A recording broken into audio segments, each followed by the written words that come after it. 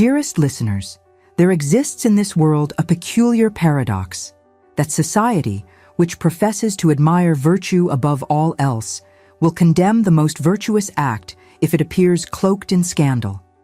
Today, your humble chronicler brings you the most extraordinary tale of sacrifice and redemption, wherein a young woman of impeccable character chose disgrace to save another, and the most powerful duke in England discovered that true nobility resides not in bloodlines, but in the human heart.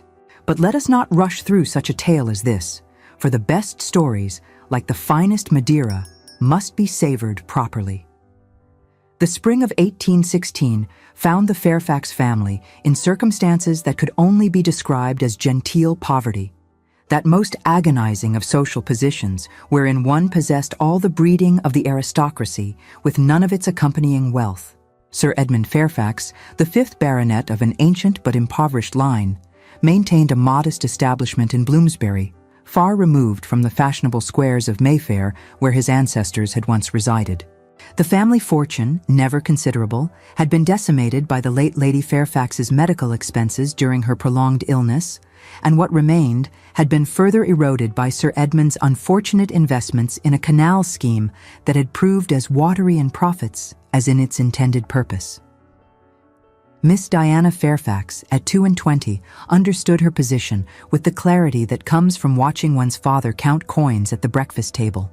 She was the eldest of 2 daughters, blessed with neither fortune nor extraordinary beauty, though she possessed what the charitable termed handsome features: intelligent gray eyes that missed nothing, a determined chin, and a tall, commanding figure that made her stand out in drawing rooms for reasons not entirely advantageous to a young woman seeking matrimony.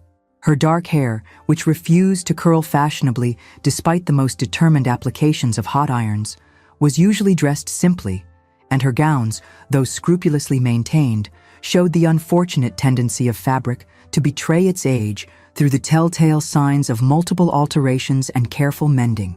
The Tun, with its characteristic mixture of admiration and mockery, had bestowed upon her the sobriquet of the Leona after an evening at the opera when she had publicly defended a friend from the cutting remarks of a patroness of Almack's.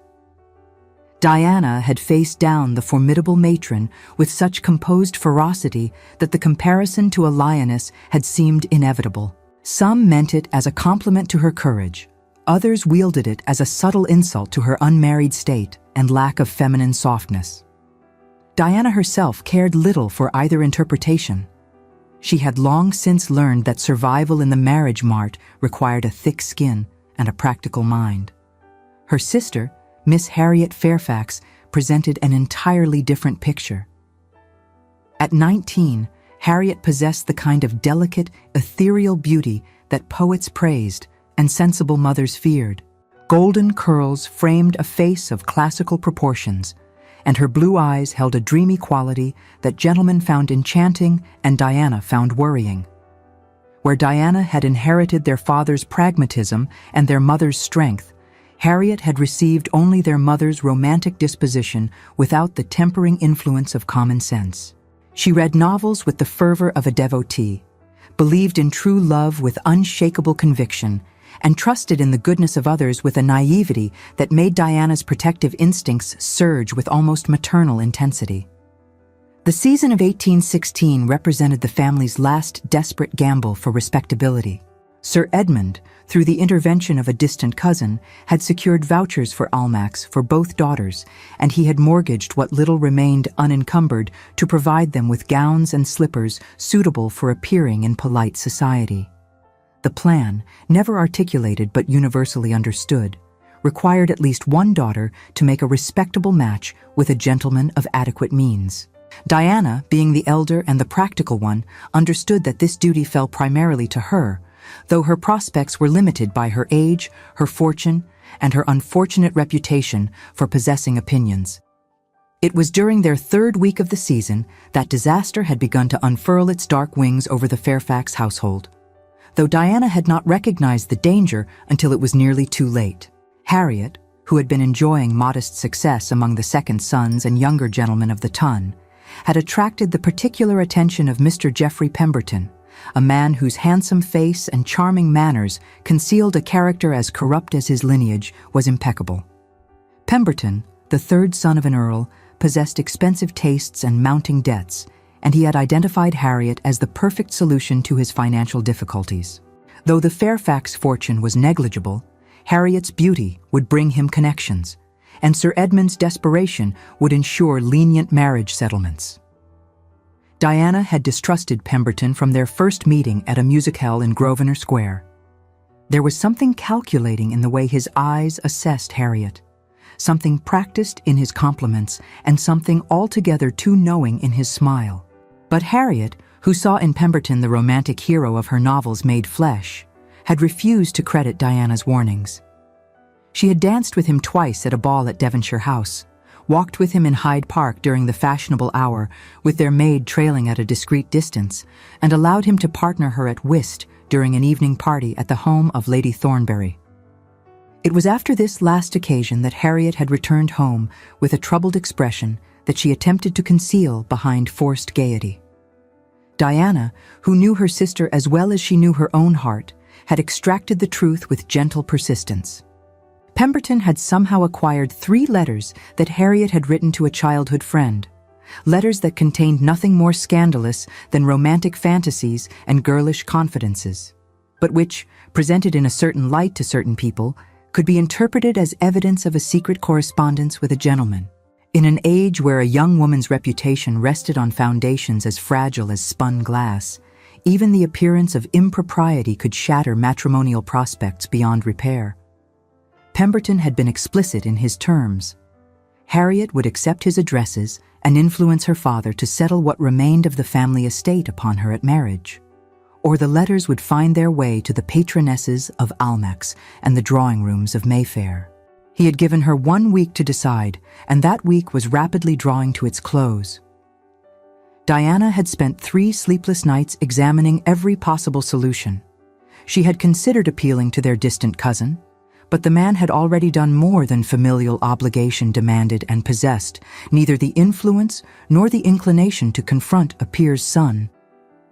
She had contemplated stealing the letters, but Pemberton was not fool enough to keep them where they might be easily recovered. She had even briefly considered violence, though she possessed neither the means nor the ruthlessness to carry through such a scheme. In the end, the solution that presented itself was both simple and terrible in its implications. If Diana herself became the subject of a scandal so consuming that it overshadowed any potential whispers about Harriet, if she sacrificed her own reputation so completely that the Ton forgot to care about anyone else, then Harriet would be safe. Pemberton would lose interest in a sister-in-law whose connection brought only shame. The letters would become worthless, for no one would care about the correspondence of a woman whose own sister had fallen into disgrace. The plan had formed in Diana's mind with the inexorable logic of mathematics. She would need to be found in a compromising position with a gentleman of sufficient reputation that society would instantly condemn her. But she would need to ensure that no actual harm came to her person, and that the gentleman in question would not feel obligated to offer marriage. It would require perfect timing, careful witnesses, and a complete disregard for her own future happiness. By a bitter irony, the instrument of her planned downfall was the very man who threatened her sister. On the night of the Beaumont ball, Diana had followed Pemberton into the conservatory, where he had arranged to meet Harriet for a private conversation about her answer to his demands. Diana had intercepted him, informed him that Harriet had taken ill and returned home, and then, with her heart pounding so violently she feared it might escape her chest entirely, she had proceeded to execute her desperate scheme. She had sent a footman to fetch Lady Thornbury, the greatest gossip of the ton, with a message that something extraordinary was occurring in the conservatory. Then she had arranged herself on a stone bench beside Pemberton in a tableau that suggested intimacy without actual impropriety. When Lady Thornbury had arrived with 3 of her closest friends, they had discovered Diana seated so close to Pemberton that scandal was inevitable, her hand resting on his arm, her face tilted toward his in an attitude that suggested either conspiracy or courtship. The explosion of gossip had been immediate and catastrophic. Within 24 hours, every drawing room in London knew that the Leona had been discovered in a compromising position with Geoffrey Pemberton. Speculation ran wild. They were lovers. They were eloping. She had pursued him shamelessly. He had seduced her wickedly. The truth, that she had deliberately courted scandal to save her sister, occurred to no one. Sir Edmund, summoned from his club to face the ruin of his family's name, had been apoplectic with rage and shame. He had demanded explanations that Diana refused to provide, had shouted about disgrace and dishonor, and had finally ordered her from his house with instructions never to return. Diana had packed her meager belongings with hands that trembled only slightly, had embraced a weeping Harriet who understood nothing of what had truly occurred, and had departed for the Bloomsbury house of her maternal aunt, Mrs. Theodora Wainwright, a widow of modest means and generous heart who had offered her niece sanctuary when no one else would. The Duke of Silvermere's London residence on Grosvenor Square stood as a monument to power, wealth, and unassailable social position. Its Portland stone facade gleamed in the afternoon sun. Its numerous windows reflected the sky with aristocratic indifference, and its very existence seemed to rebuke the lesser establishments that surrounded it. Robert Thornbury, 7th Duke of Silvermere, possessed a fortune that made him independent of royal favor, estates that encompassed thousands of acres across 3 counties, and a political influence that made cabinet ministers seek his opinion before proposing legislation. At 35, Silvermere had remained unmarried not from lack of opportunity, but from a fastidiousness carried to such extremes that his peers attributed it to either impossible standards or a cold heart. The truth, had anyone dared to ask him directly, was more prosaic. He had yet to meet a woman whose character matched her accomplishments, whose intelligence equaled her beauty, or whose conversation engaged his mind rather than merely flattering his position. He had observed too many marriages of convenience deteriorate into mutual contempt, and he had resolved that if he must marry to secure the succession, he would at least choose a companion whose presence did not bore him to distraction. The Duke possessed a reputation for coldness that was not entirely undeserved.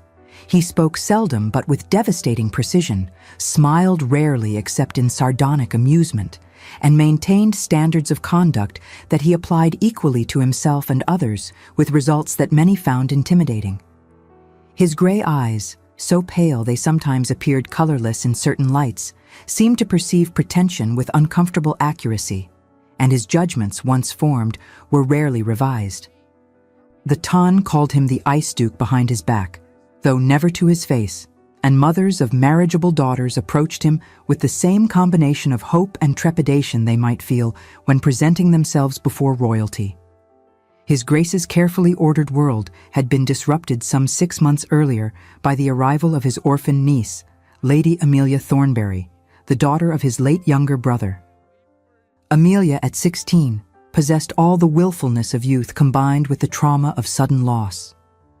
Her parents had perished in a carriage accident on the road to Bath, and she had been transported from a household of affection and indulgence to the austere magnificence of her uncle's establishment with little preparation or ceremony.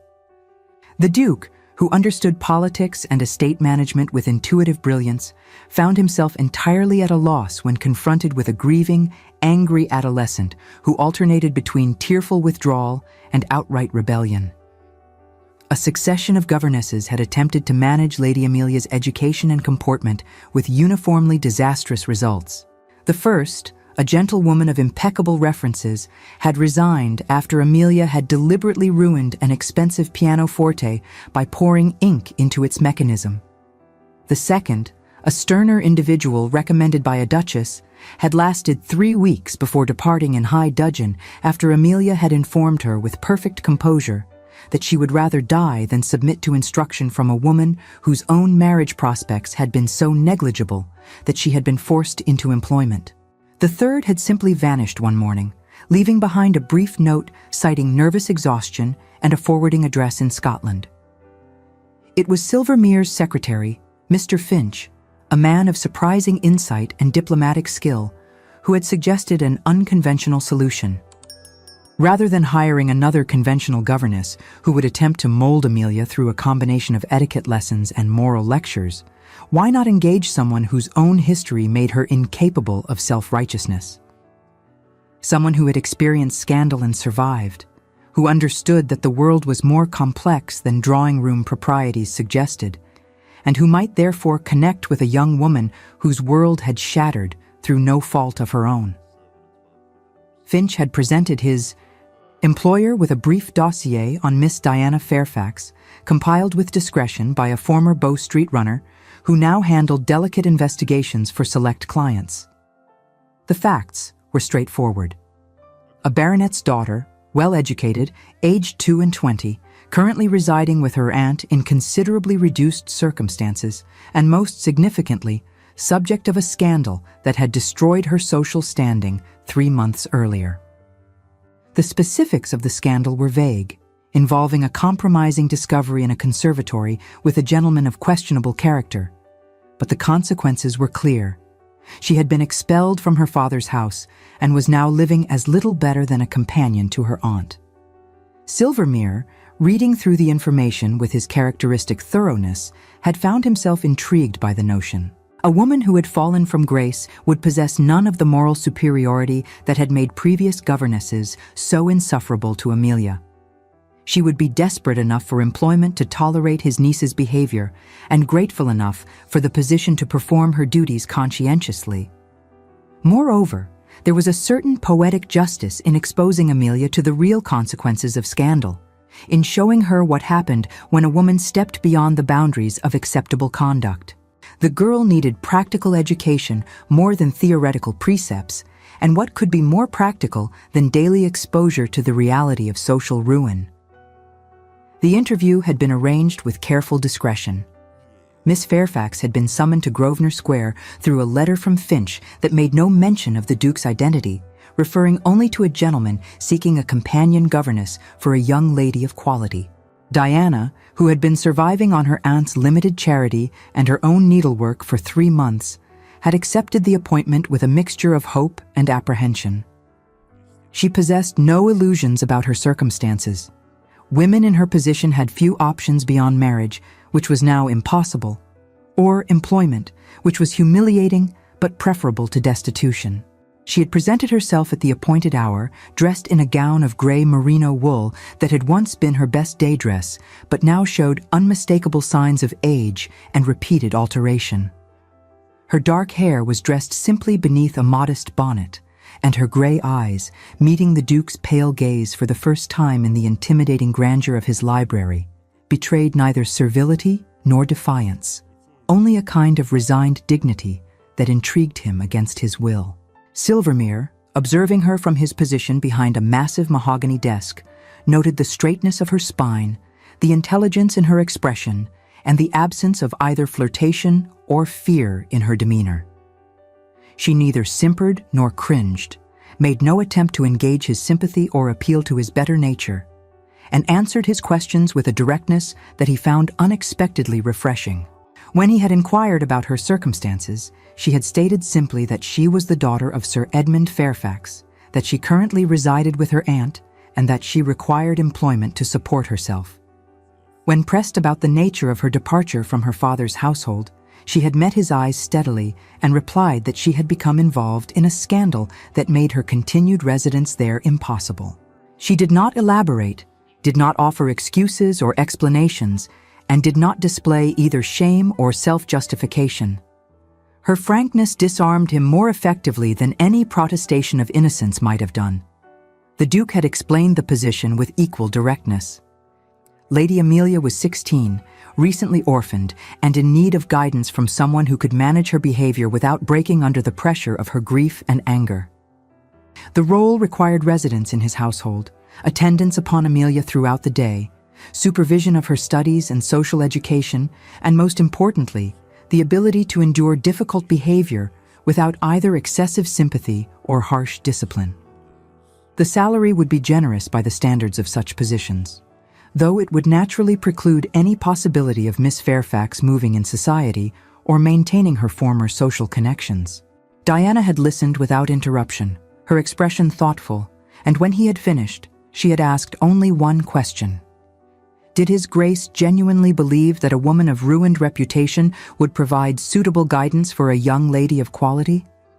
Her tone had been neither ironic nor challenging, merely curious, as though she were inquiring about the logic of his reasoning rather than questioning his judgment. The Duke had regarded her with something approaching approval. The question demonstrated both intelligence and self-awareness, qualities he valued above conventional deference. He had responded that he believed a woman who had experienced the consequences of scandal might provide more practical instruction than one who had lived a sheltered existence. Lady Amelia required not moral platitudes, but genuine understanding of how society functioned and what it demanded. Miss Fairfax, having lost everything society could take from a woman, possessed that understanding in ways that made her uniquely qualified for the position. Diana had considered his words in silence for several moments, her gray eyes never leaving his face, and then she had inclined her head in acceptance. She would undertake the position on one condition, that she would never be required to discuss the specifics of her own scandal with anyone, including Lady Amelia. Her past was her own, and while she would accept the consequences of it, she would not perform it as a cautionary tale for the edification of others.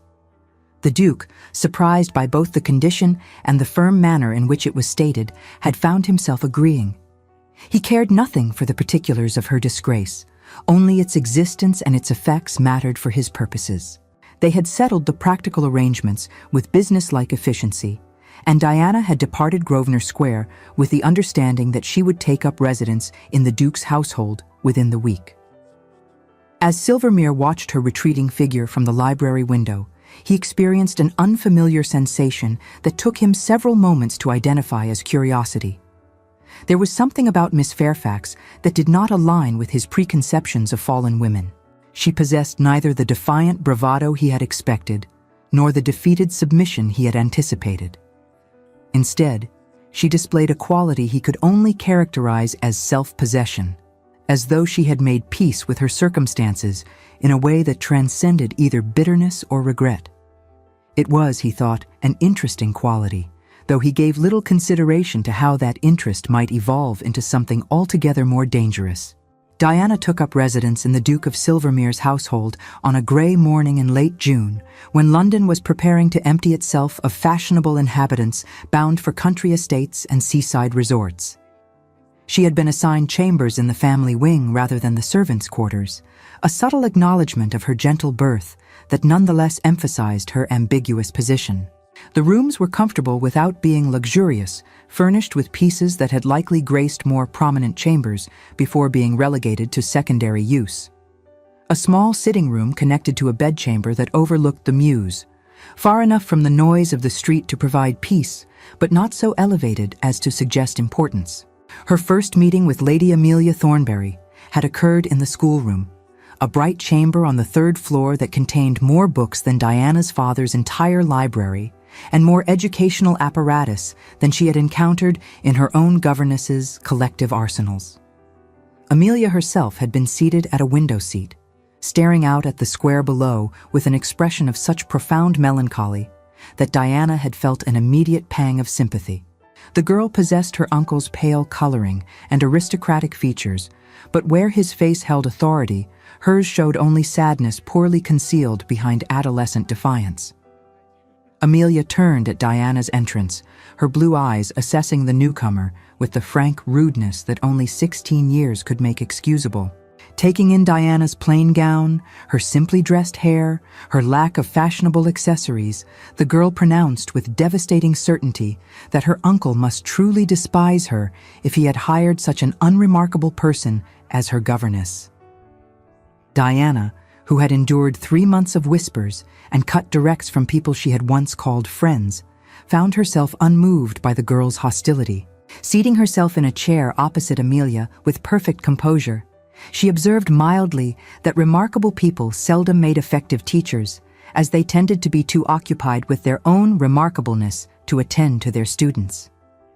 The response clearly surprised Amelia, who had been prepared for wounded feelings or stern reprimands. Diana pressed her advantage by inquiring what subjects Amelia enjoyed studying, and when the girl replied sullenly that she enjoyed none of them, Diana suggested they abandon formal lessons entirely for the first week and instead simply become acquainted through reading novels aloud to one another and discussing them. A young lady's education, Diana stated with perfect seriousness, should begin with discovering what captured her imagination, not with imposing upon her imagination what others decreed important. This unorthodox approach had achieved what discipline and moral lectures had failed to accomplish. It had engaged Amelia's attention. Over the following days, the two women had established a routine that bore little resemblance to conventional instruction. They read together from Amelia's extensive collection of novels, discussed the motivations of characters, debated the plausibility of plots, and gradually, almost imperceptibly, Diana had begun introducing more substantial works of history, philosophy, and literature under the guise of seeking parallels to the romantic narratives Amelia favored. The Duke, observing this progress from his position of deliberate distance, found himself reluctantly impressed by Miss Fairfax's methods. He had expected competence born of desperation. Instead, he witnessed genuine skill in managing his niece's difficult temperament. Amelia, who had terrorized 3 previous governesses, seemed almost content in Miss Fairfax's company, and the sounds of tearful outbursts and slammed doors that had previously echoed through the house had largely ceased. His interactions with Miss Fairfax herself had been limited by design. He encountered her occasionally in hallways or on the stairs, exchanged brief civilities about Amelia's progress during their weekly meetings in his library, and otherwise maintained the proper distance between employer and employee. Yet he found himself increasingly aware of her presence in his household in ways that disturbed his usual equilibrium. He noticed when she passed through a room because the servant's conversation would pause in respect. He observed that she thanked footmen who held doors and remembered scullery maids' names. He recognized in her bearing a quality of quiet dignity that seemed entirely at odds with her supposed history of scandal. It was during the 4th week of Diana's residence that the Duke's carefully maintained distance began to erode in ways he found impossible to ignore. Working late one evening in his library, reviewing correspondence from his estate managers, he heard the sound of someone moving about in the adjacent music room. Upon investigating the disturbance, he discovered Miss Fairfax seated at the pianoforte, playing with a skill and feeling that suggested years of dedicated study. The piece was one of the Beethoven sonatas, complex and emotionally demanding, and she performed it with such absorption that she did not notice his presence in the doorway. Silvermere, who prided himself on his connoisseurship of music, recognized true talent when he encountered it. Miss Fairfax played not as an accomplishment to display in drawing rooms, but as a musician who understood the architecture of the composition and the emotional landscape it navigated.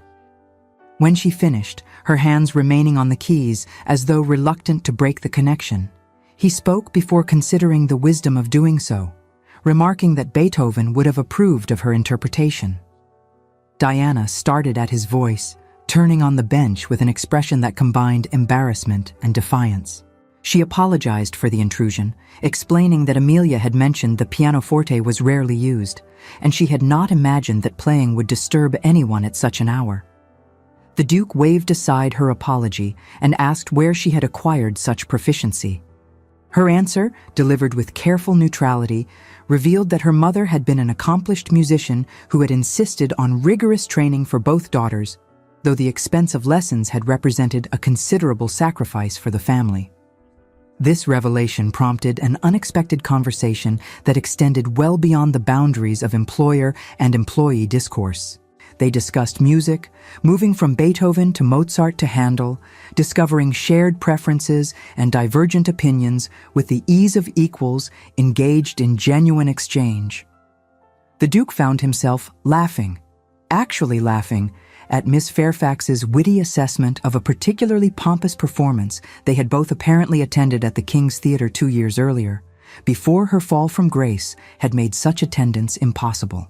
It was only when the library clock had chimed midnight that they had both become aware of the impropriety of the situation. An unmarried woman conversing alone with a gentleman at such an hour violated every convention, though the circumstances made it absurd. She was his employee, residing under his roof, and they were discussing music in the way scholars might debate philosophy. Yet convention cared nothing for circumstances, and both recognized the potential for misunderstanding. Diana rose with an abruptness that betrayed her awareness of transgression, offered a brief good night, and departed before the Duke could respond. Silvermere remained in the music room, staring at the pianoforte as though it might explain the peculiar sensation that had settled in his chest.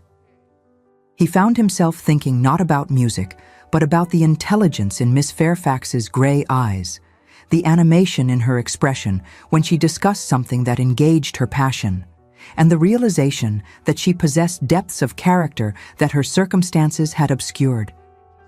This realization proved deeply troubling. The Duke had hired Miss Fairfax because her ruined reputation made her safe, unsuitable for anything beyond her prescribed role, incapable of threatening his ordered existence. Yet he was discovering that her mind was anything but safe, that her conversation challenged rather than deferred, and that her presence in his household had begun to occupy his thoughts in ways that suggested danger of an entirely different variety. The following weeks brought a series of encounters that seemed designed by fate to undermine the Duke's resolution to maintain appropriate distance. He discovered that Miss Fairfax read widely and thoughtfully, often sitting in the library during Amelia's afternoon rest with books on subjects ranging from political philosophy to natural science. He learned that she possessed strong opinions on matters from parliamentary reform to estate management, opinions she would defend with logical arguments when challenged. He observed that she treated his servants with a respect that many ladies of quality failed to extend to their inferiors, remembering birthdays and inquiring after ailing relatives with genuine concern. Most dangerously, he began to notice inconsistencies in his assumptions about her character. A woman who had been discovered in a compromising position with a notorious libertine should surely display some evidence of reckless judgment or questionable morals. Yet Miss Fairfax conducted herself with irreproachable propriety, avoided any behavior that might be construed as flirtation, and maintained boundaries with meticulous care. She read moral philosophy with evident engagement, quoted scripture with easy familiarity, and demonstrated principles in her daily conduct that suggested either remarkable reformation or profound inconsistency with her supposed past. One afternoon in the library, when the Duke found himself unable to resist asking how a woman of evident sense and principle had come to be involved in scandal, he had regarded her with particular intensity before speaking. "Forgive my indiscretion, Miss Fairfax," he had stated with careful deliberation, "but the nature of your alleged involvement has never seemed entirely clear to me, particularly considering it supposedly involved a gentleman such as Pemberton, whose reputation for gaming debts, broken promises, and general lack of honor has been well documented in my circles." The Duke's pale eyes had held something like contempt when pronouncing the man's name, making clear his low opinion of the alleged source of her disgrace. Diana had regarded him with an expression that held neither shame nor defiance, only a kind of tired patience. She stated simply that sometimes circumstances required sacrifices that others could not comprehend, and that she had made such a sacrifice with full awareness of its consequences. She would not elaborate, would not defend herself or seek his sympathy, and the finality in her tone precluded further inquiry, though the Duke noted with interest that she had not denied the word sacrifice. Yet her answer had only intensified Silvermere's curiosity. The word sacrifice suggested nobility rather than folly, implied that her scandal might have been deliberate rather than accidental. But what sacrifice could possibly justify destroying one's own reputation? What circumstance could demand such extreme self-abnegation? The Duke found himself replaying their conversation during political meetings, during correspondence with his stewards, during the tedious social obligations that filled his evenings. The mystery of Diana Fairfax had become an obsession that he recognized as dangerous but seemed powerless to resist. Amelia, with the uncomfortable perceptiveness of youth, had begun to notice her uncle's increased attention to her governess. She had remarked during one of their lessons that His Grace seemed to smile more frequently since Miss Fairfax's arrival, and that she had observed him lingering in hallways where he might encounter them, something he had never done with previous governesses. Diana had deflected these observations with firm reminders that a young lady should not speculate about her elders, but privately she had begun to recognize the danger that Amelia's words implied. The Duke of Silvermere was showing her consideration that exceeded the requirements of their professional relationship. He sought her opinions on matters unrelated to Amelia's education. He provided her with books from his personal library without being asked.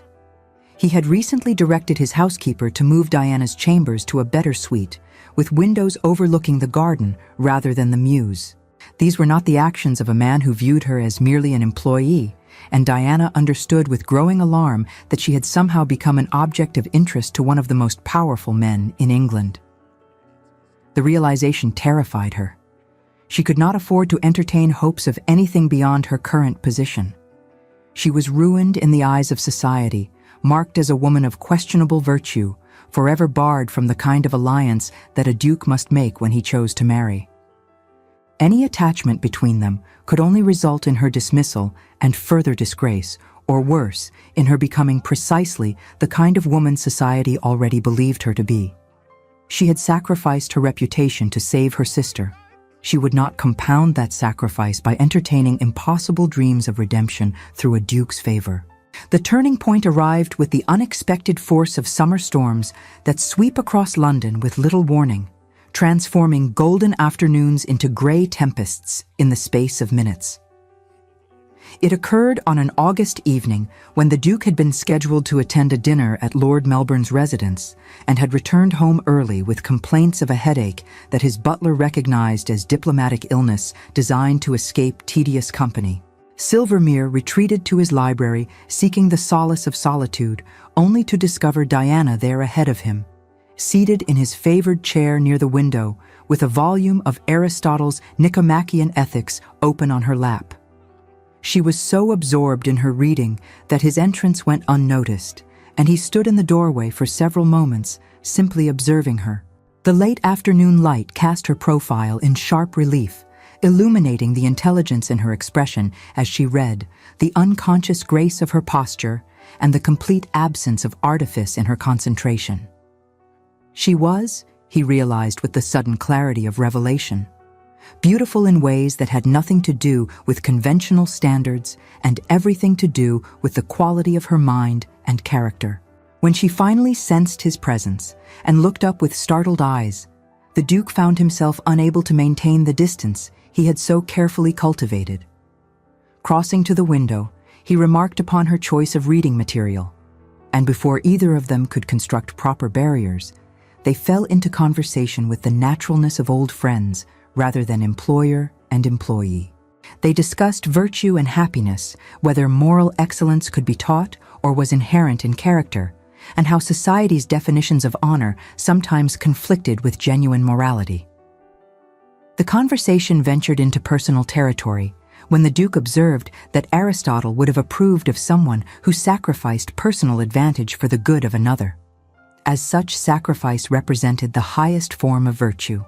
Diana's response, delivered with careful composure, was that Aristotle had never been a woman facing ruin in Regency society. The Duke laughed at this sally, and emboldened by her wit, pressed his inquiry further.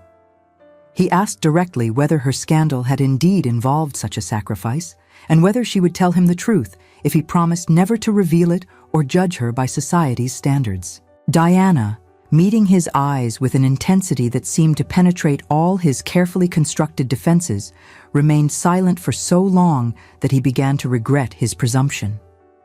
When she finally spoke, her voice held a quality of exhaustion that suggested the weight of months spent bearing judgment alone. She told him everything: her sister's situation, Pemberton's blackmail, the impossible choice between Harriet's future and her own reputation, and the cold calculation with which she had orchestrated her own downfall. She described the expression on her father's face when he ordered her from his house, the tears in Harriet's eyes as Diana packed her belongings, and the relief she felt, knowing that her sacrifice had achieved its purpose when she later learned that Harriet had received an honorable offer from a young vicar and was planning a respectable wedding. As Diana spoke, Silvermere felt his entire understanding of her situation undergo a profound transformation. The ruined woman he had hired, the cautionary example he had intended to place before Amelia, dissolved with each word she uttered. In her place emerged someone entirely different, a strategist willing to sacrifice her own pieces, her very self, to win a war fought on behalf of another. Each detail of Pemberton's blackmail scheme cemented in his mind not Diana's disgrace, but the scoundrel's depravity. He watched her face as she described orchestrating her own downfall with the same methodical precision a general might employ in planning a decisive campaign, and he recognized in that moment what he had failed to perceive before.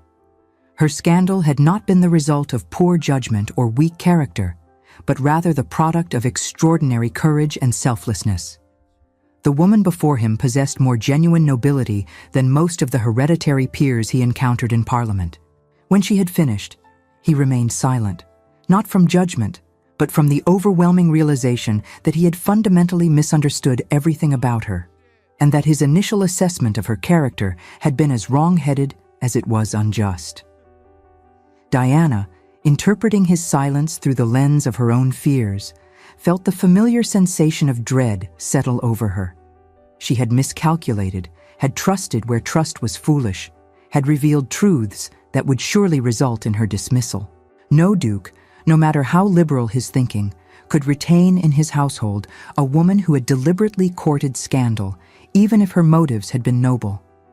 But when the duke finally spoke, his words shattered all her expectations. Rising from his chair, he crossed to where she sat and took her hand in his, with a gentleness that contradicted his reputation for coldness.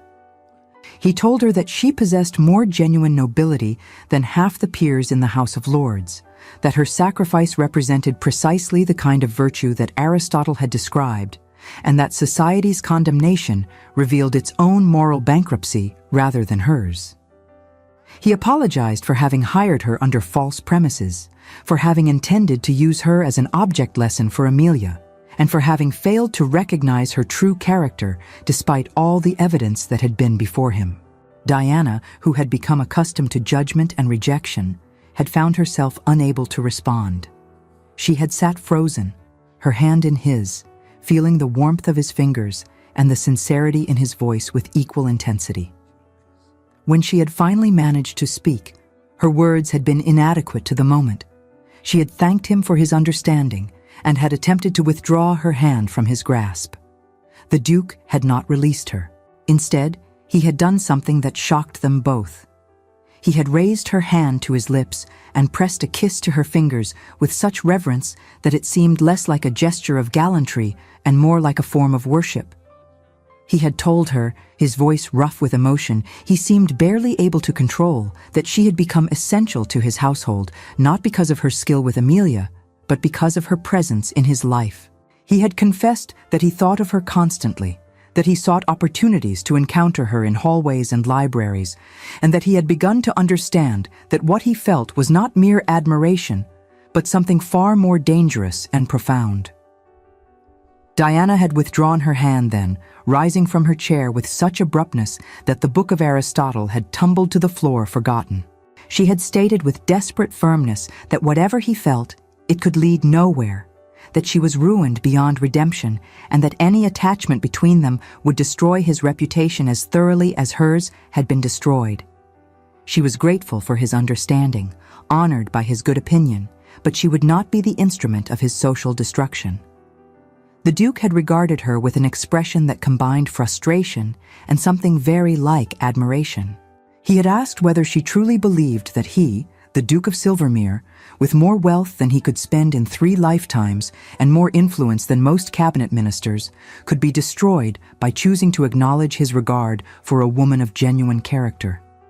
He had observed that society's rules meant nothing to him if they required him to pretend that Diana Fairfax was anything less than extraordinary.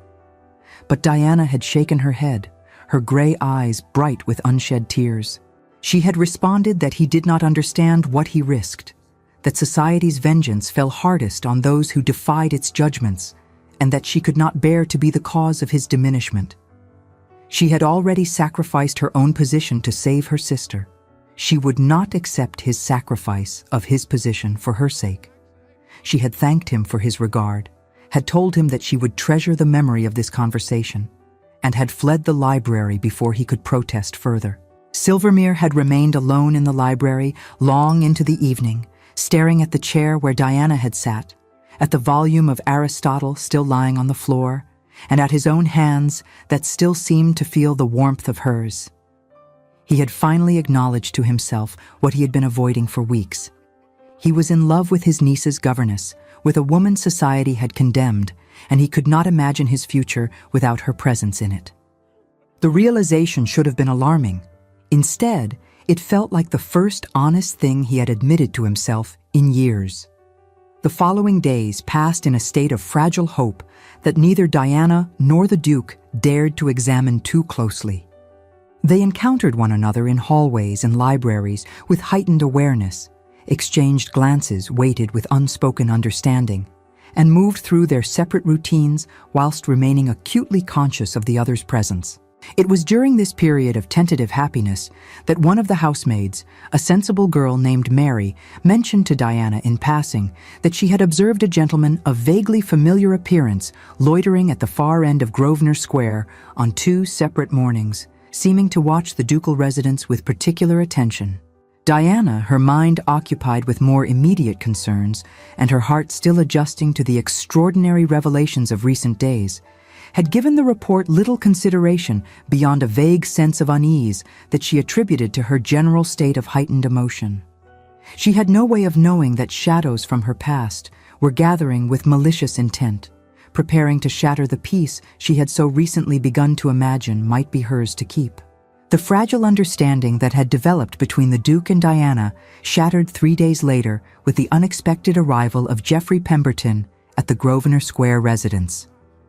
Pemberton had requested an audience with His Grace on a matter of urgency, and the Duke, curious about what could bring such a creature to his door, had agreed to receive him in the library. Pemberton had entered with the easy confidence of a man who believed his charm could overcome any obstacle. He had complimented the Duke on his magnificent home, had remarked upon the fine weather, and had only gradually approached his actual purpose. It seemed, he had explained with carefully practiced regret, that he had recently learned of Miss Diana Fairfax's residence in the Duke's household. This discovery had troubled him greatly, as he felt honor-bound to inform His Grace of certain facts about the lady's character that might not have been fully disclosed during her employment negotiations. The Duke, who had been lounging in his chair with deceptive casualness, had become very still. He had invited Pemberton to elaborate, his tone suggesting polite interest, while his eyes had taken on the quality of winter ice. Pemberton, misinterpreting the Duke's reaction as encouraging, had proceeded to relate a thoroughly false version of events from the Beaumont ball. According to his account, Miss Fairfax had pursued him with increasingly obvious advances throughout the season. She had sent him letters, had arranged encounters, and had finally cornered him in the conservatory, where she had attempted to compromise him in hopes of forcing a marriage proposal. He had been attempting to extricate himself from the situation when Lady Thornbury and her companions had discovered them, and he had remained silent about Miss Fairfax's predatory behavior only out of misguided chivalry toward a woman of obvious desperation. Pemberton had concluded his tale with the observation that he felt compelled to share this information given His Grace's well-known standards of propriety. A man of the Duke's position could not afford to have his household associated with women of such questionable morals, particularly when an impressionable young lady like Lady Amelia was under the same roof. He had offered, with transparent calculation, to personally vouch for several highly qualified governesses of impeccable reputation should the Duke wish to make alternative arrangements for his niece's care. Silvermere had listened to this performance without expression, his pale eyes never leaving Pemberton's face, and when the man had finished, the Duke had allowed silence to extend until it became uncomfortable. Then, with a voice that could have frozen the Thames in August, he had delivered his response. He had thanked Pemberton for his concern and had observed that it was remarkably convenient how the man's version of events cast him as victim and Miss Fairfax as aggressor. He had inquired whether Pemberton had any evidence to support his claims, and when the response had been vague references to unnamed witnesses, the Duke had suggested that perhaps Pemberton himself might have reasons for wishing to destroy Miss Fairfax's reputation further. He had mentioned, almost casually, that he possessed extensive connections throughout London and that inquiries into Pemberton's financial situation and personal conduct could be arranged with remarkable efficiency. Pemberton's confidence had begun to waver under this unexpectedly hostile reception. He had attempted to laugh off the Duke's implications, had insisted that he sought only to protect his grace from imposition, and had gradually realized that he had miscalculated catastrophically. The Duke had not responded to his revelations with gratitude or alarm, but with something that resembled barely controlled rage. Silvermere had risen from his chair then, his height and presence filling the room with aristocratic authority that made Pemberton instinctively retreat toward the door. The Duke had informed him that Miss Fairfax's employment would continue at his pleasure, that her character was beyond question so far as his grace was concerned, and that if Pemberton valued his remaining social standing, he would never mention Miss Fairfax's name again in any context whatsoever. He had further suggested that Pemberton remove himself from the ducal residence immediately and consider whether his financial situation might benefit from an extended residence abroad, away from the scrutiny of certain powerful individuals who were beginning to take interest in his affairs. Pemberton had departed with considerably less confidence than he had arrived, and the Duke had spent the following hour pacing his library in fury at the man's presumption and calculation. It had become clear that Pemberton, having learned of Diana's employment, had attempted to force her dismissal through malicious slander, likely fearing that she might reveal the truth about his blackmail scheme to her powerful employer. The attempt had failed spectacularly, but it had left Silvermere with uncomfortable questions about how to protect Diana from further attacks and whether his regard for her was placing her in additional danger. What the Duke did not know, could not have anticipated, was that Diana herself had witnessed the entire encounter.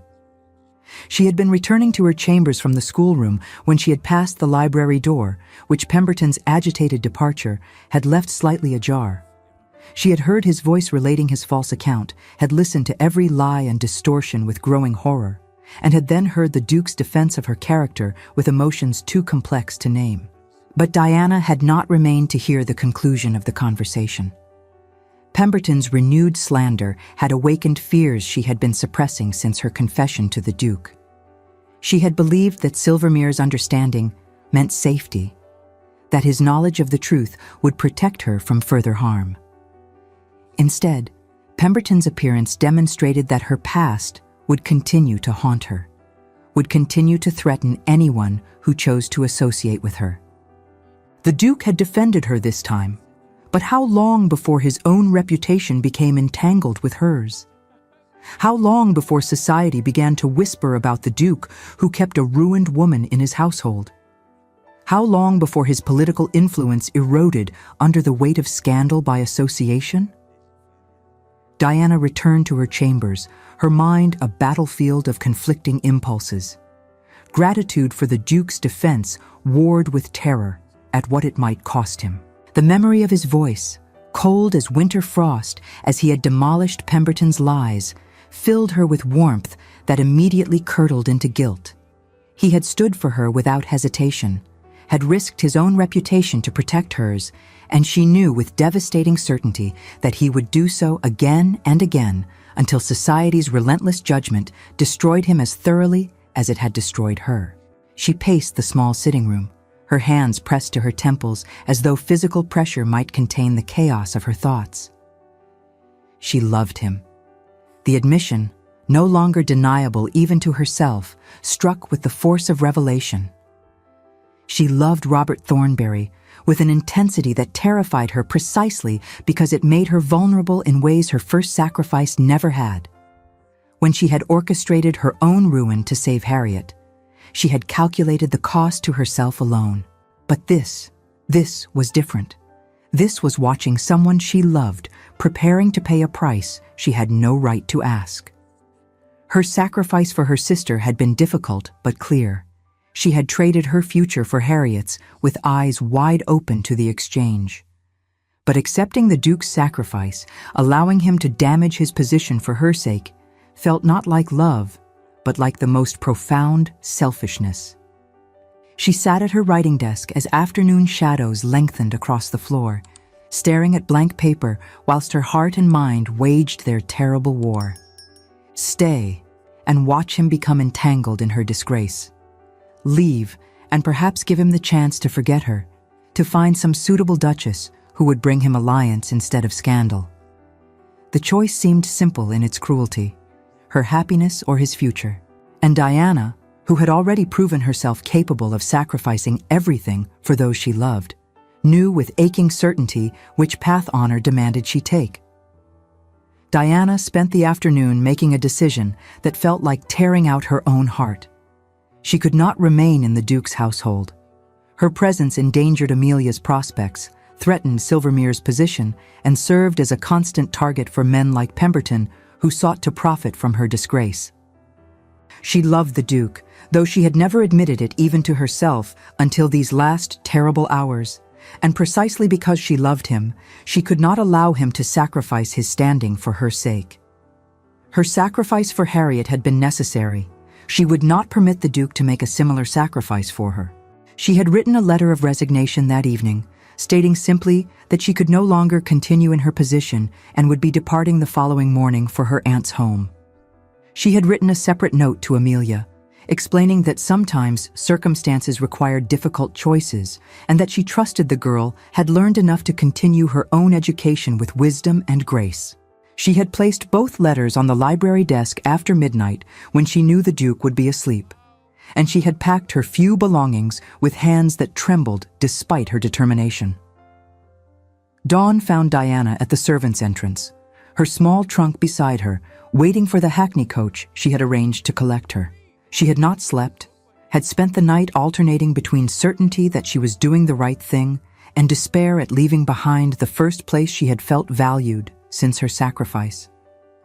She loved Amelia with an affection that had surprised her, admired the household staff who had treated her with kindness, and loved the Duke with an intensity that frightened her precisely because it felt so fundamental to her being.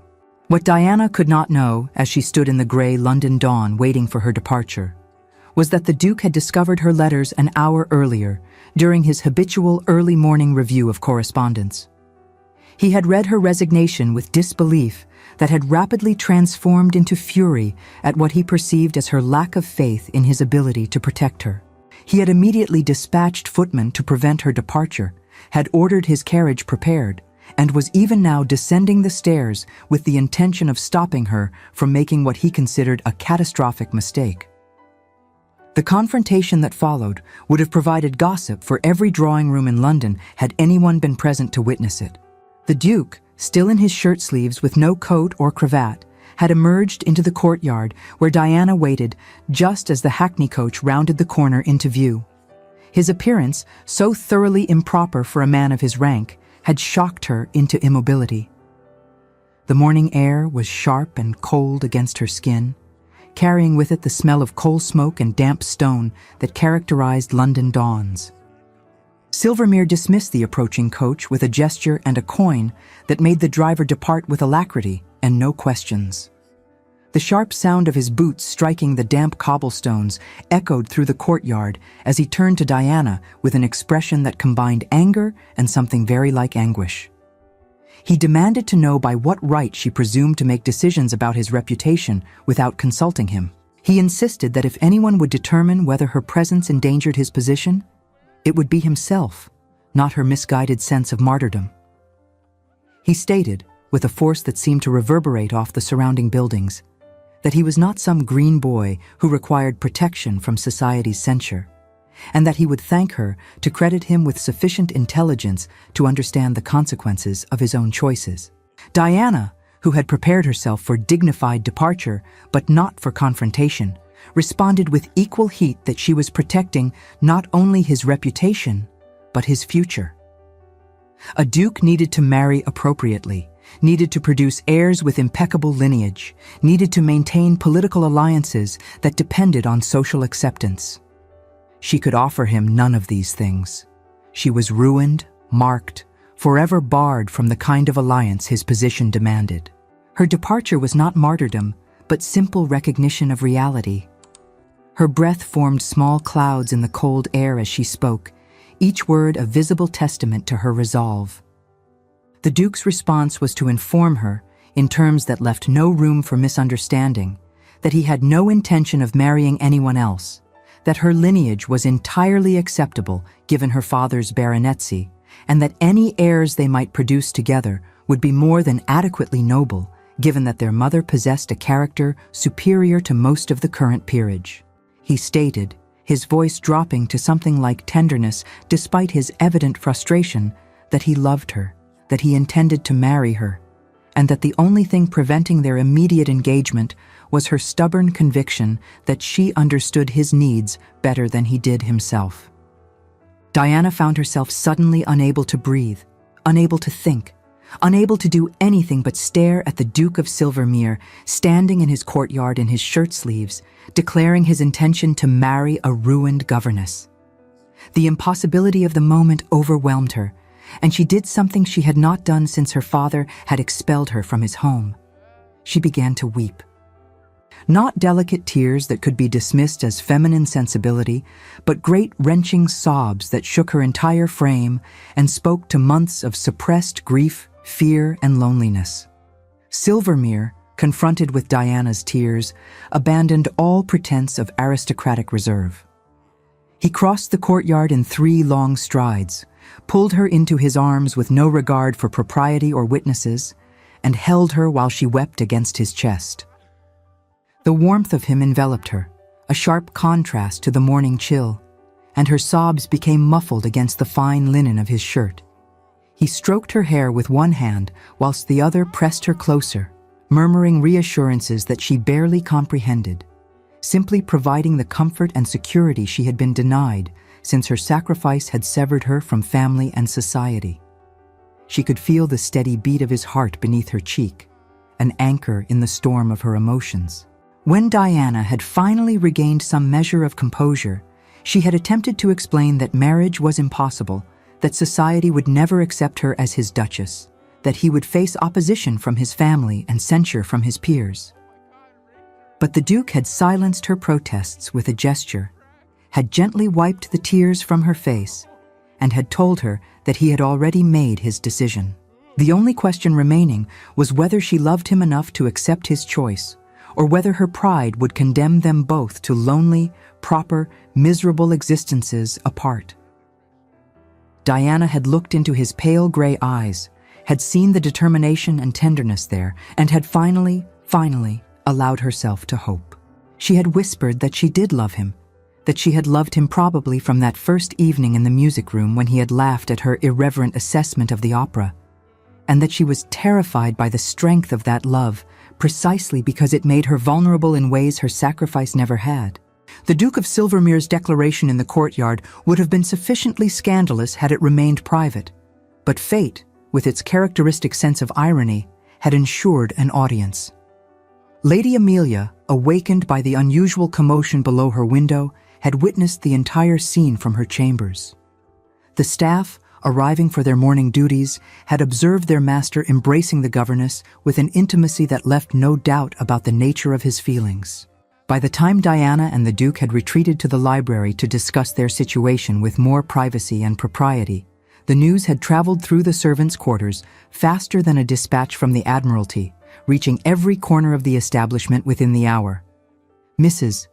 Henderson, the housekeeper who had served the Thornbury family for 30 years, had taken it upon herself to inform His Grace that while the staff held Miss Fairfax in the highest regard, the situation required immediate resolution to prevent further scandal. She had suggested, with the kind of forthright advice that long service made permissible, that the Duke either marry Miss Fairfax with all haste or arrange for her departure to prevent gossip from spreading beyond the household. Silvermere, who had spent the morning in the library with Diana, attempting to formulate a plan that would navigate between his desires and social reality, had received this advice with grim acknowledgement. He understood that his public embrace of Diana had created a situation that demanded immediate action. If he did nothing, her reputation would be further destroyed by association with him. If he married her quietly in some country church, society would interpret it as an irregular connection barely legitimized. The only solution that preserved Diana's honor and made clear his intentions was a public engagement announced with all the formality his position commanded. The difficulty lay in the fact that such an announcement would immediately provoke the opposition he had dismissed so cavalierly in the courtyard. His aunt, the Dowager Duchess of Silvermere, maintained significant influence in society and had been planning his eventual marriage to a suitable heiress for years.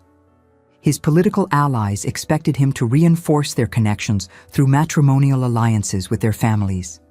His friends among the ton would be shocked by his choice of a woman who had been publicly ruined, regardless of the circumstances that had led to her disgrace. Diana, understanding these obstacles with painful clarity, had urged him to reconsider. She had suggested alternative arrangements. She could remain in his household as Amelia's governess. They could maintain a private understanding, and perhaps in several years when the memory of her scandal had faded, they might revisit the possibility of a more public acknowledgement.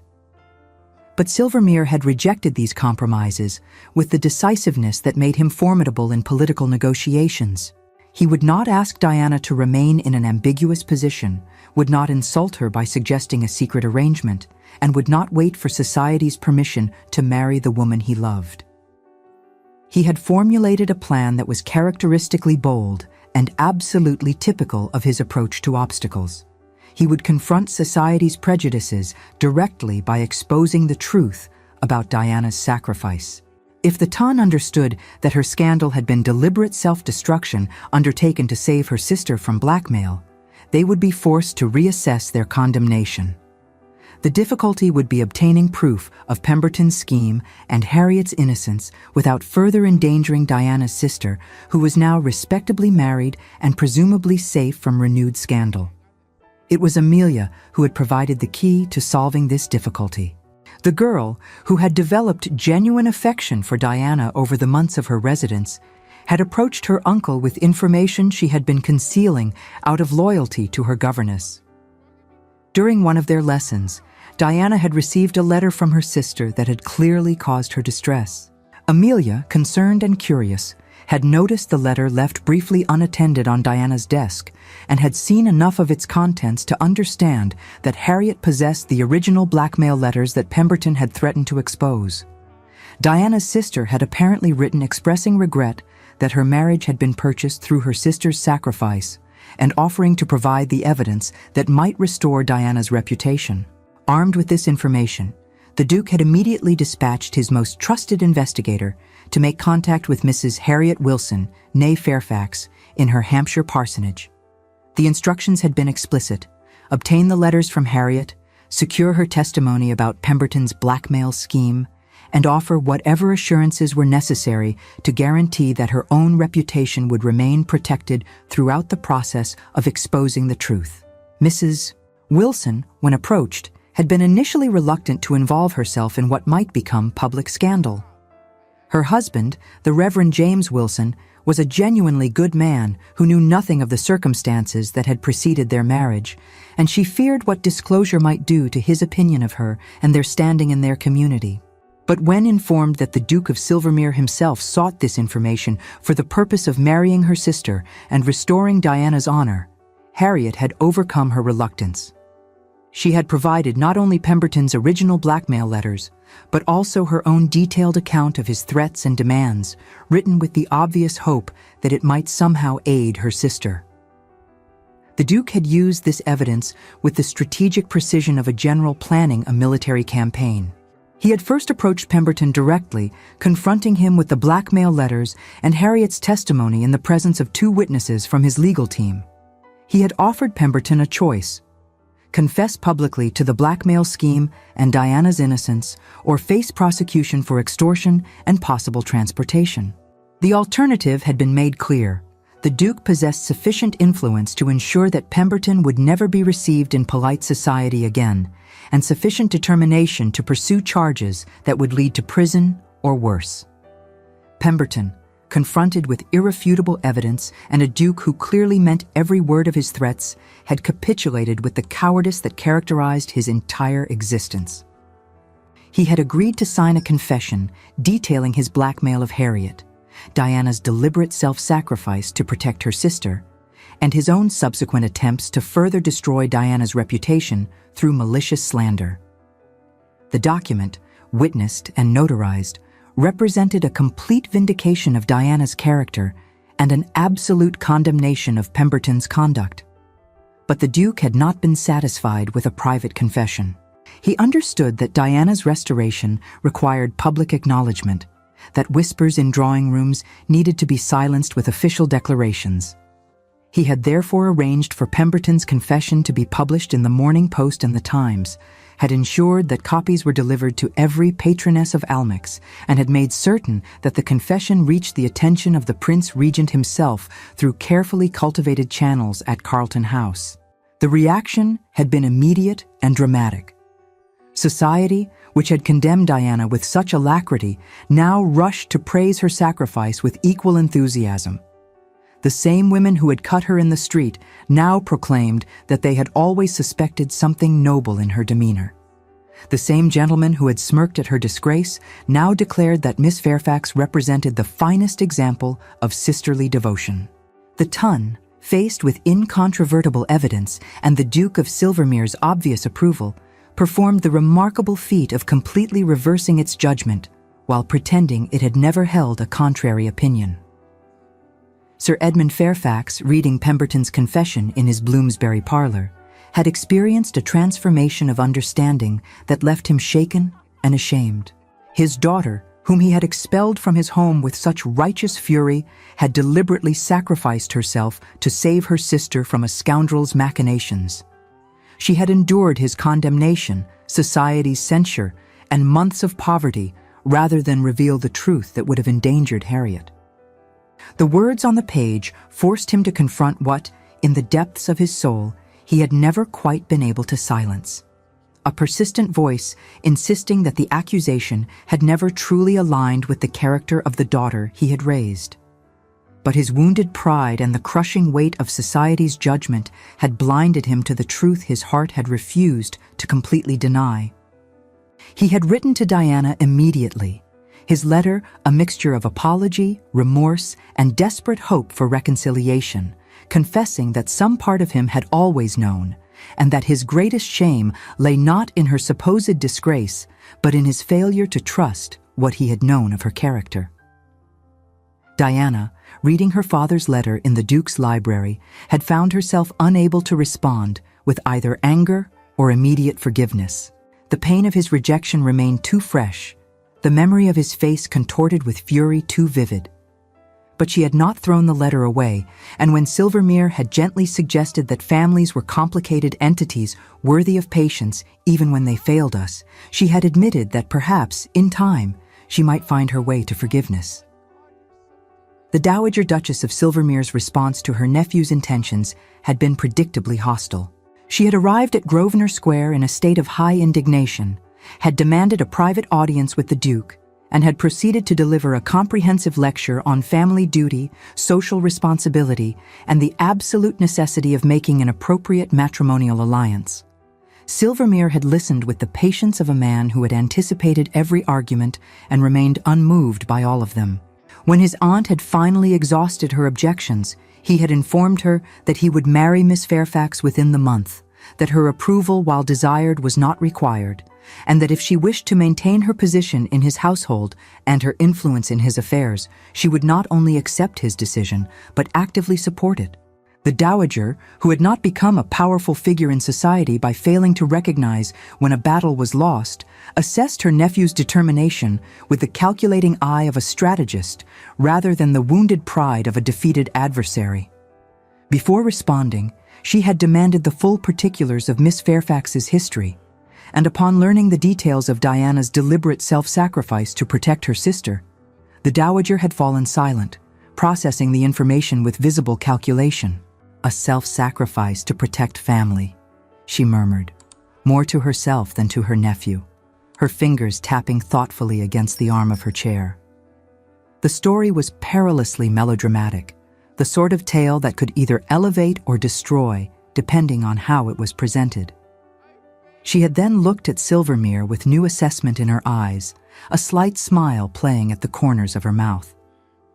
"Very well," she had announced with the decisiveness of a general committing to battle. "If you insist upon this course, Robert, we shall ensure it is a triumph rather than a catastrophe. No one opposes a heroine, and I shall make certain that society understands precisely what manner of woman you have chosen." She had then requested an introduction to Miss Fairfax, had spent an hour in private conversation with Diana, during which she had apparently concluded that the young woman possessed not only the qualities worthy of respect, but the backbone necessary to survive as a duchess, and had emerged from the interview announcing that the Duke had chosen with exceptional wisdom, and that she would personally ensure Miss Fairfax's acceptance in the highest circles of society. What had appeared as capitulation was, in truth, a masterful appropriation of the narrative, turning potential scandal into a romantic triumph that would enhance rather than diminish the family's standing. The formal announcement of the engagement between His Grace the Duke of Silvermere and Miss Diana Fairfax appeared in the Morning Post on the 1st of September 1816, accompanied by a brief but pointed reference to Pemberton's confession and Miss Fairfax's complete vindication.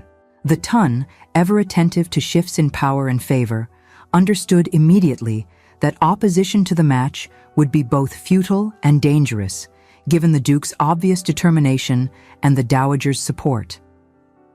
The engagement precipitated a series of social events designed to reintroduce Diana to society under the protection of the Duke's name and the Dowager's formidable patronage.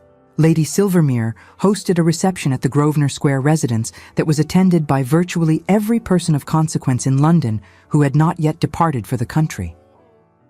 Diana, dressed in a gown of rose silk that the Dowager had insisted upon purchasing, stood beside the Duke receiving congratulations from the same people who had condemned her months earlier.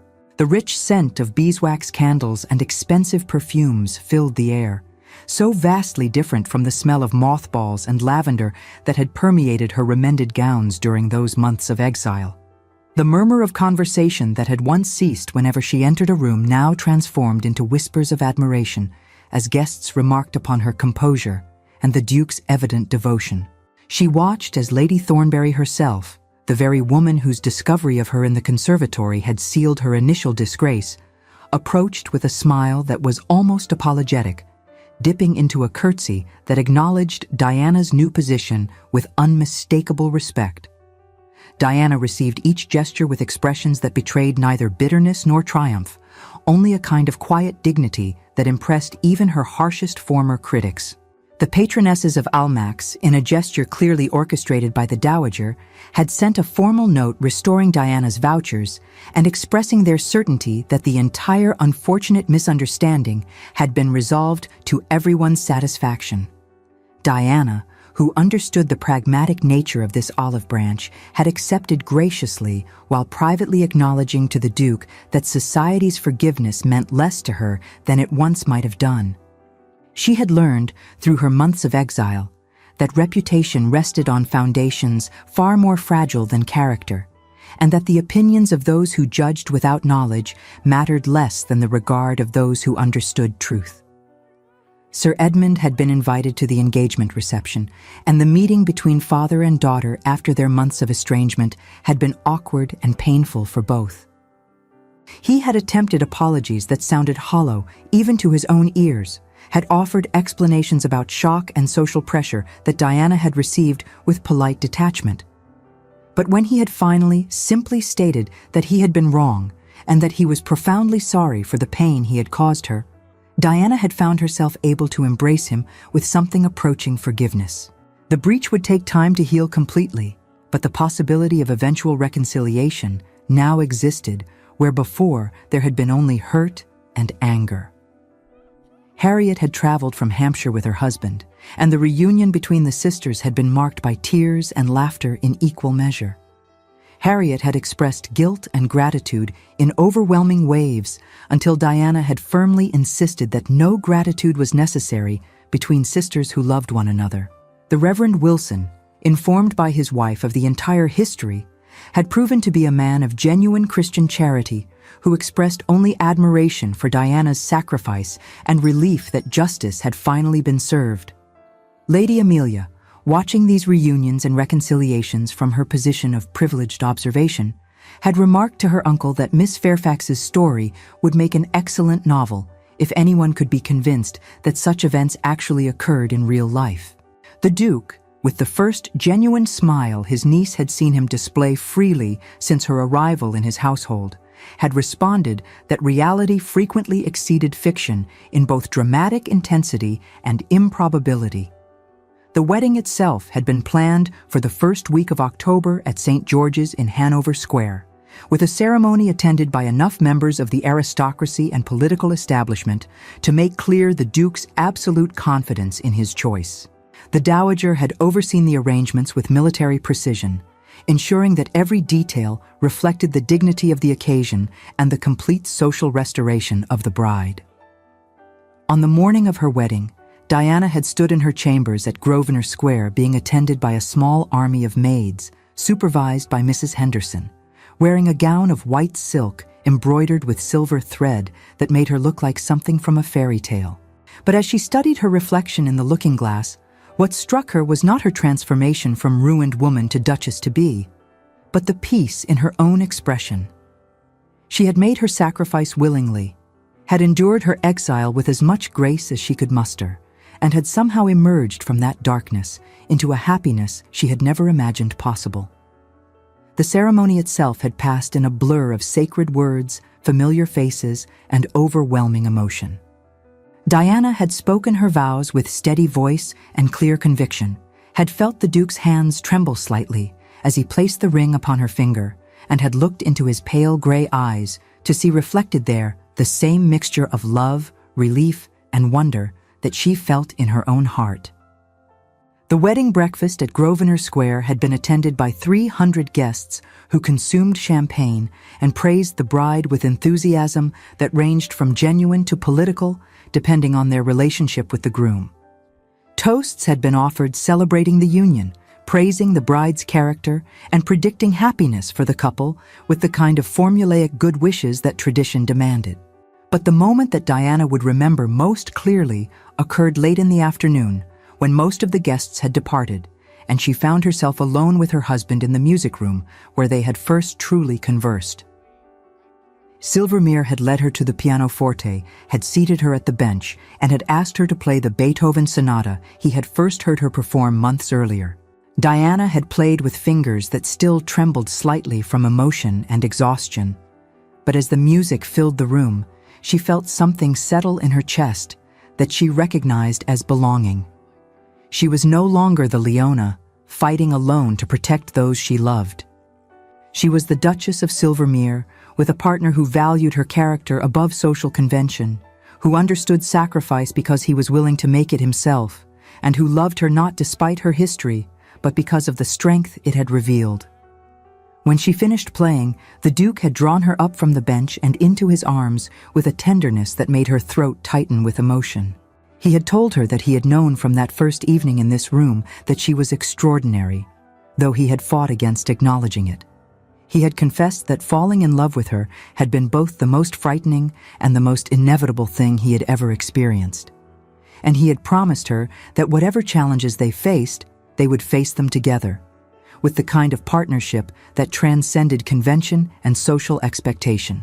Diana had responded that she had never imagined finding happiness after her sacrifice, that she had accepted her fate as the price of protecting Harriet, and that his love felt like a gift she had done nothing to deserve.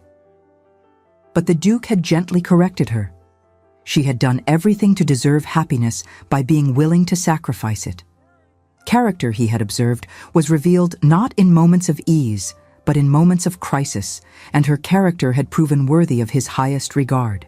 In the months that followed, the Duke and his new Duchess became known throughout London for their partnership in causes that extended beyond their own happiness. They had used Silvermere's influence and wealth to establish a discreet fund for young women facing blackmail or coercion, providing them with legal assistance and financial support to resist manipulation. They had quietly arranged for Geoffrey Pemberton's departure to the colonies after his confession had made London uninhabitable for him, ensuring that he could not threaten other vulnerable women. Lady Amelia, under Diana's continued guidance and with the security of knowing her guardian had found happiness, had blossomed into a young woman of genuine character and substance. She maintained close correspondence with her aunt, whom she had begun calling by her first name at Diana's gentle insistence, and she declared with adolescent certainty that she would never marry unless she found someone who understood her as well as Uncle Robert understood Aunt Diana.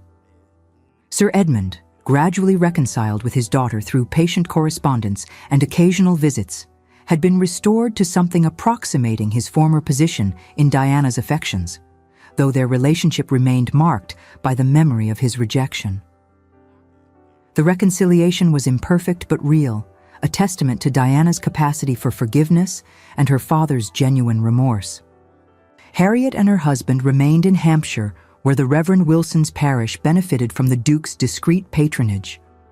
The sisters maintained close correspondence, with Harriet regularly expressing gratitude that Diana would gently discourage and affection that Diana would enthusiastically return. On a December evening, some 3 months after their marriage, Diana and Robert sat together in the music room that had become their private sanctuary, watching snow fall over the London gardens beyond the windows. Diana had been reading, while Robert reviewed parliamentary papers, and the comfortable silence between them spoke of intimacy that required no constant conversation to sustain it. When Diana finally spoke, her voice was thoughtful. She observed that she had spent months believing her sacrifice had cost her everything, only to discover that it had ultimately led her to something more valuable than what she had lost. She had sacrificed reputation and found character. She had lost social position and gained genuine love. She had given up security and discovered strength she had not known she possessed.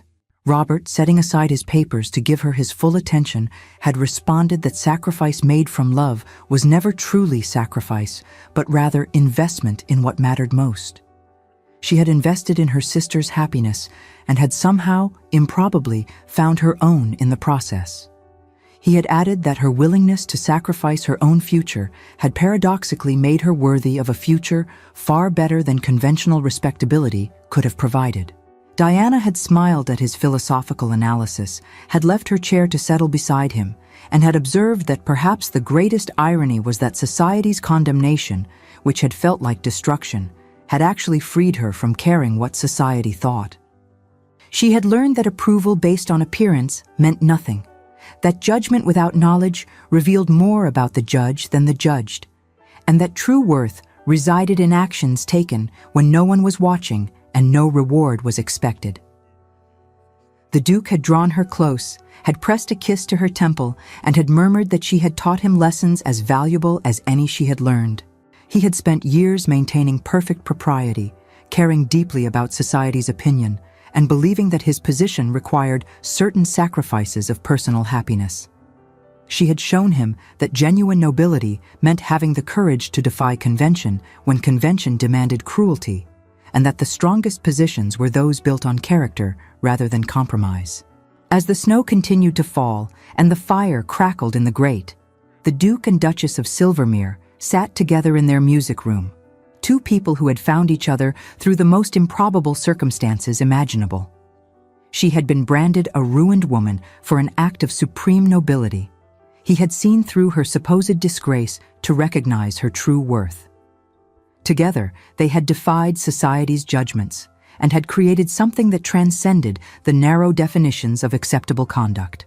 The Leona had found her lion, and in doing so, had discovered that love, when it was genuine and freely given, possessed the power to redeem even the most deliberate sacrifice. Society had attempted to destroy her. Instead, it had inadvertently placed her exactly where she needed to be, to find not just restoration, but transformation.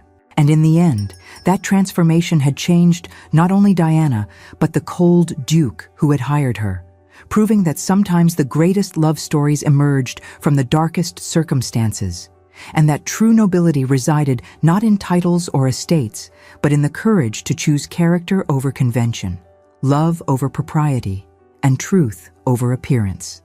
And so, another tale of hearts united reaches its blessed conclusion. Love, it seems, finds a way even through the strictest conventions of proper society,